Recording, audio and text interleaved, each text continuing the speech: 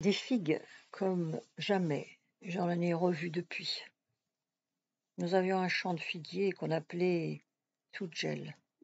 C'est là que j'aimais me rendre avec ma mère, car il n'était pas très éloigné du village. Mais il fallait descendre une pente raide pour y aller et gravir une rude montée pour en revenir. Dans ce champ, certains figuiers devaient être centenaires. Ils couvraient de grands espaces et quand on était dessous, on ne voyait pas le soleil. Leurs rameaux descendaient jusqu'à terre et il fallait des tuteurs pour les empêcher de traîner et pour permettre de passer dessous. Leurs figues étaient noires de peau, rouges à l'intérieur et tellement sucrées. Ma mère me disait mange, mange. Les figuiers avaient chacun leur nom. Il y avait la Bouscourt, au col de perdrix, la Bourmane, comme une grenade, la Ginger, Taranims et les toutes petites Tabhalout, comme des glands. Les raisins aussi étaient magnifiques, de grosses grappes pendaient des treuils qui avaient grimpé sur les peupliers le long du ruisseau, et cela me rappelait Tadatoufla. Je remontais vers la source cachée par les treuils. Leurs grappes rouges et drues descendaient et touchaient presque ma tête. Il y avait aussi le jardin potager au bord du ruisseau. De longs haricots verts et tendres traînaient dans les rigoles gorgées d'eau. Quand les figues furent mûres une à une, nous les ramenâmes et patiemment nous les étalâmes sur les claies. Tous les jours, nous descendîmes à Toudjel, ma mère et moi, jusqu'à ce que les figues furent épuisées. Quand les claies étaient presque sèches, on les mettait les unes sur les autres afin que les figues fussent tassées et que la nuit, on les recouvrait pour les préserver de la rosée avec de grandes plaques de liège. C'est ce qu'on appelait Assemnéni, mettre sûr. Au fur et à mesure, les figues séchées furent rapportées à la maison et placées dans un coin qui avait servi pour le grain. Puis il fallut songer aux raisins mûrs à point. Nous allâmes dans un autre champ appelé Tafarant, la vigne. Là, il y avait de belles grappes dorées, mais nous ne pouvions pas tout manger. Il fallait en vendre pour acheter du grain, car notre récolte ne nous suffisait pas pour l'année. Mes frères cueillaient les grappes, ma mère et moi, nous enlevions un à un les mauvais grains et ceux qui avaient été touchés par les oiseaux ou les guêpes. En fait, on chargeait les échoueris de longues corbeilles en osier, réunies au milieu par une sorte de pont. On mettait ce pont sur le dos de l'âne ou du mulet et les corbeilles pendaient sur les flancs de la bête. Quand un chouari était plein, on cessait de cueillir et nous montions au village où ma mère préparait le souper. Les veilles de marché, elle faisait cuire une grande galette et devait servir de provision de route à celui de mes frères qui irait à l'Aumale vendre les raisins et rapporter la charge de grains, orge ou blé. Ma mère lui donnait un peu d'argent. Dans une sacoche, il mettait sa galette et quelques grappes de raisins, et le lendemain à l'aube, il partait avec d'autres habitants du village qui, comme nous, devaient acheter du grain. Les raisins noirs qui ne pouvaient se vendre pour la table, mes frères les portaient au moulin Moutier. Le propriétaire de ce pressoir, qu'on appelait couramment Mouli, achetait ce raisin à bas prix pour faire du vin. Août était passé, septembre bien entamé. Les premiers orges avaient éclaté et les labours pour les navets avaient commencé. Toutes les bonnes figues étaient rentrées. Il en restait une petite quantité que nous mettions à part car elles étaient encore molles et devaient être mangées les premières. Mes frères avaient vendu les raisins dans les villes. Parfois, ils en rapportaient des pastèques énormes, rouges comme du sang. Sans être malheureuse entre ma mère et mes frères, j'étais inquiète de l'avenir. Et ma mère, me voyant soucieuse, me disait « Khoulef l'umour, Ibrahim. Abandonne-toi à la volonté de ton maître. » Octobre était arrivé. Mes frères avaient vendu les bœufs qu'ils avaient engraissés. Il n'y avait plus que le menu bétail. Le cheik était venu pour faire le sacrifice des labours. Le village avait acheté les bœufs, les plus gras, pour les égorger et les partager entre tous les habitants qui devaient payer leur part. On promena tout autour des maisons les bêtes destinées au sacrifice, afin que les génies des récoltes soient propices et fassent que les pluies soient abondantes, et le grain gros et dru. Ce jour-là, nous allâmes de bonne heure à la fontaine, et les jarres d'eau furent remplis jusqu'au bord, et les cruches maintenues pleines, car ma mère me dit qu'il fallait beaucoup d'eau pour laver la viande, que beaucoup de mains auraient touché pour la partager. Le cheikh bénit les bêtes. La coutume voulait qu'un cheikh vînt de loin pour cette circonstance. Il ne devait pas appartenir au marabout du village.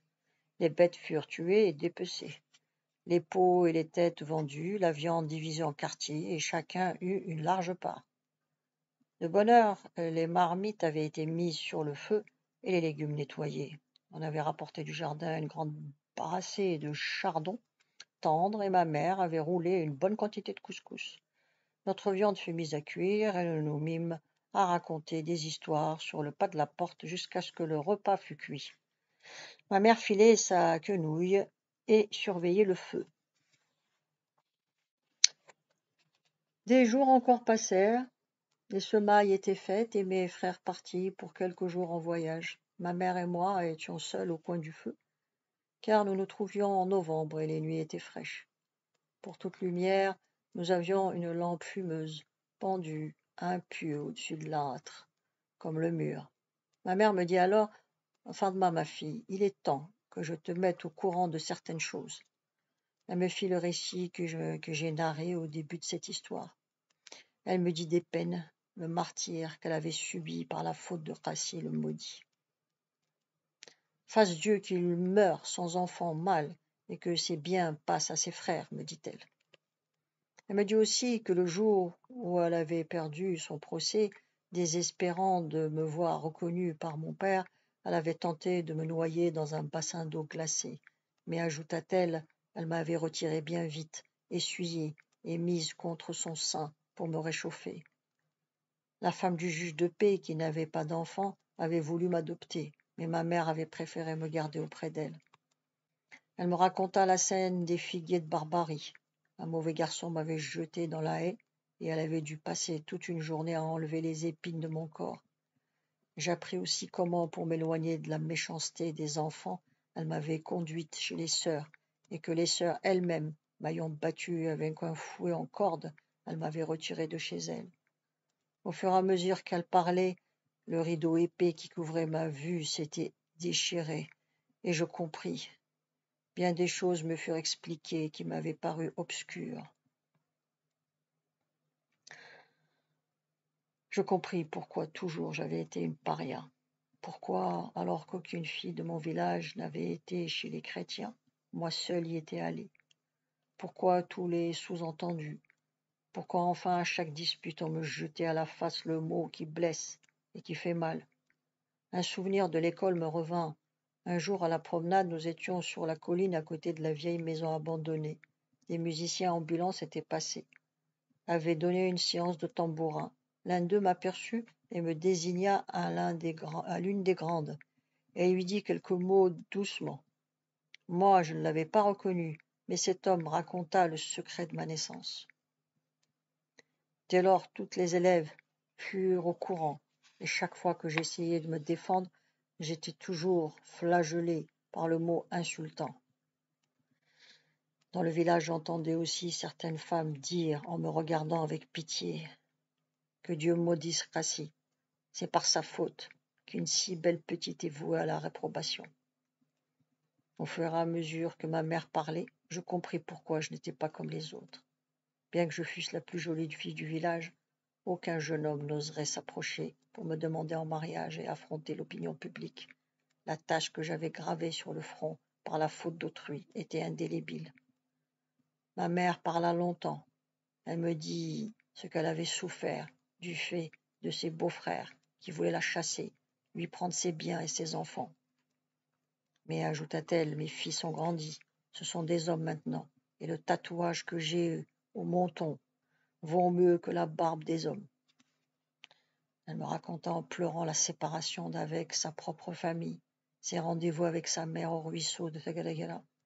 Et c'est en sanglots qu'elle me fit le récit de la mort de sa mère, de la défense qu'on lui avait faite de la revoir, même morte, et du chagrin cuisant qu'elle en gardait encore après bien des années. Je m'étais rapproché d'elle et embrassant sa tête, je lui ai dit « Dieu, qui nous a protégés jusqu'à ce jour, ne nous abandonnera pas. » Nous nous mîmes au lit, les yeux clos. Je revivais ma vie passée, tellement douloureuse et pleine d'humiliation. J'en comprenais maintenant la cause, et pourquoi les filles de l'école m'appelaient la fille du commissaire, car ma mère m'avait confiée à l'administrateur de Monk. Mes frères revinrent de voyage. Comme beaucoup de gens du village, ils avaient vendu de la camelote, encens, antimoine, petits colliers. C'est une marchandise peu volumineuse, contenue dans un petit sac de cuir qu'ils portaient sur le dos.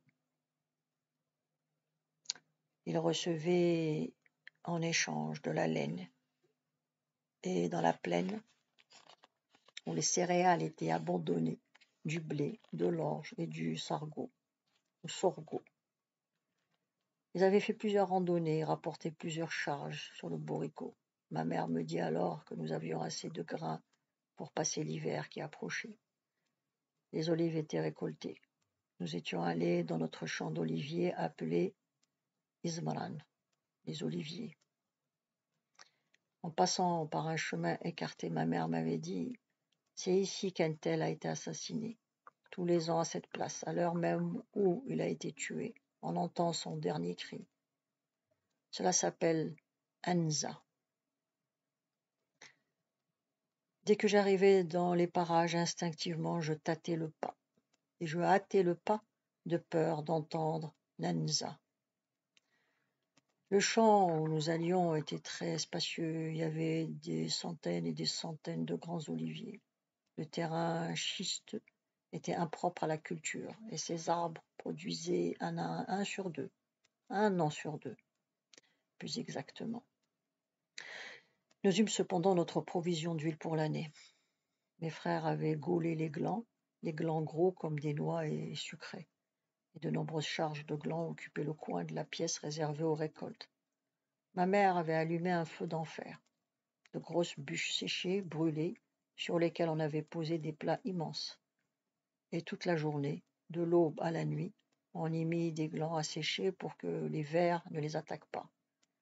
Dès qu'un plat commençait à griller, elle l'empoignait avec des chiffons et le vidait sur les clés, disposées sur les poutres au-dessus de l'âtre où les glands devaient finir de sécher jusqu'au printemps. La suite demain. Vous pouvez vous abonner.